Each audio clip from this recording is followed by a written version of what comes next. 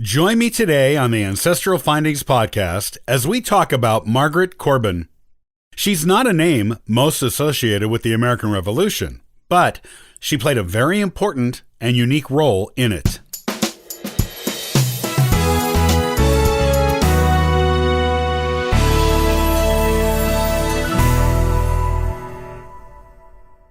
Margaret Corbin is an interesting and unique character in the American Revolution, though she certainly didn't set out to be.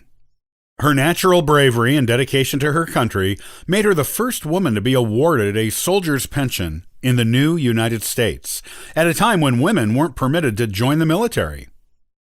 How she came to that amazing place of distinction is a fascinating story.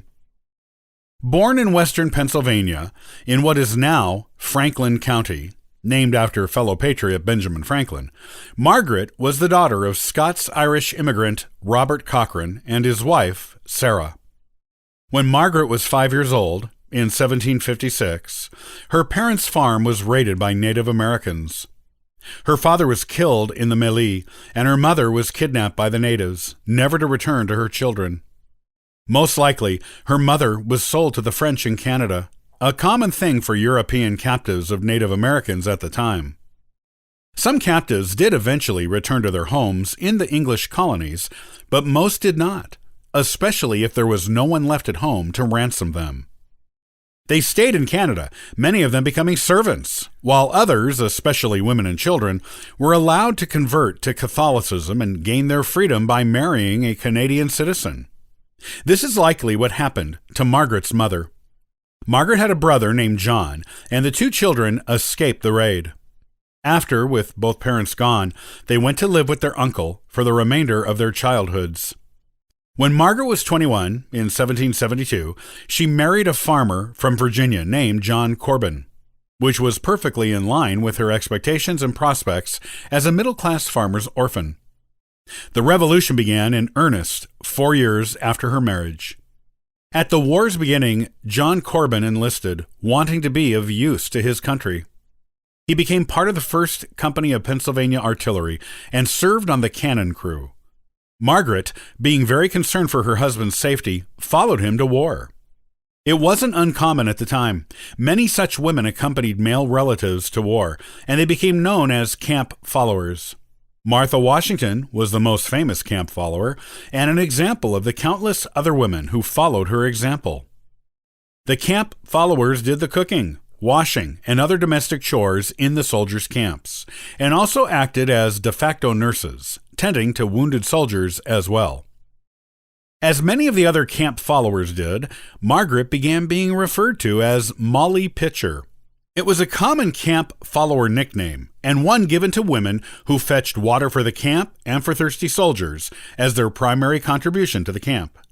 Water was always needed, both to drink and to cook, to wash things, to tend and clean wounds, and to cool down cannons. Women brought water to the camp for these purposes, so the men could be free to fight the war. Margaret's fame began on November 16, 1776, at Fort Washington in Manhattan. This was where her husband's company was stationed at the time, and he was part of a small garrison George Washington left behind to guard the island while he and the rest of the Continental Army retreated to White Plains, New York. Once Washington was gone, the British began an assault on Fort Washington. Margaret's husband was in charge of firing a cannon at the top of a ridge in what is today known as Fort Tryon Park. During the battle, he was killed, and this left his cannon unattended. Margaret had been by his side the whole time during the battle and witnessed him fall beside her. Putting aside horror, shock, and grief for another time, Margaret knew that cannon needed to be manned. She had watched her husband use it enough for her to know how it worked. So she jumped right into the battle and started firing the cannon at the British herself. It was a very brave act for a woman of the time to do, and she did it well. In fact, she stayed at the cannon, taking wound after wound from enemy fire, until she was too wounded to keep doing it. Ultimately, Margaret Corbin was wounded in the arm, chest, and jaw during her tenure manning her husband's cannon.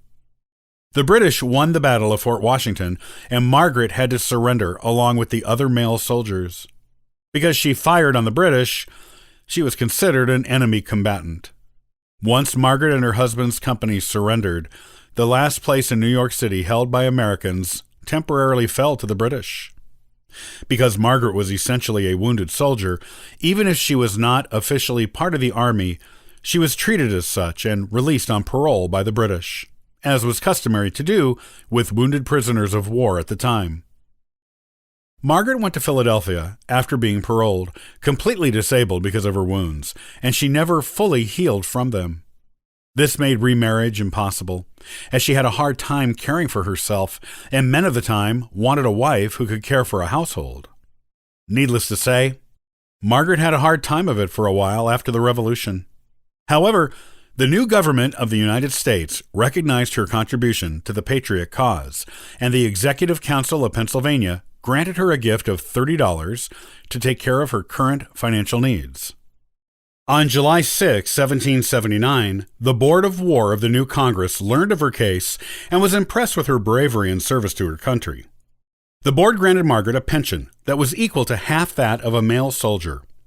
The pension was paid monthly and included either a new set of clothes or its equivalent in cash, her choice. With this act, Congress made Margaret Corbin the first woman in the new nation to receive a military pension from the United States. Margaret was included on congressional military rolls after this and until the end of the war. Congress enrolled her in the Corps of Invalids, which became part of the garrison at West Point in 1781. Margaret received her official discharge from the Continental Army in 1783. She received her military pension from Congress for the rest of her life.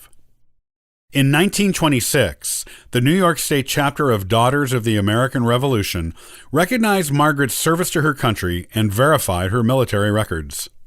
They located her neglected grave, had her body exhumed, and examined by a physician, who confirmed it was hers. This confirmation was done based on the injuries of her skeleton, which were consistent with the reports of the injuries she received while manning her husband's cannon.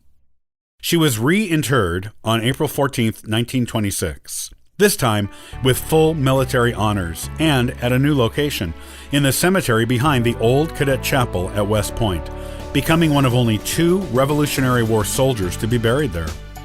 The Daughters of the American Revolution erected the Margaret Corbin Monument over her new gravesite to commemorate the bravery and patriotism of this remarkable colonial woman.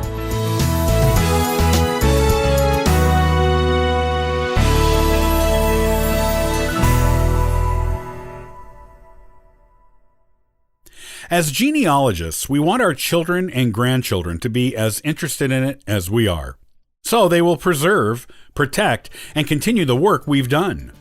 But how do we instill this interest in them? Join me the next time in the Ancestral Findings Podcast as we learn how to do just that. Copyright by Ancestral Findings, all rights reserved.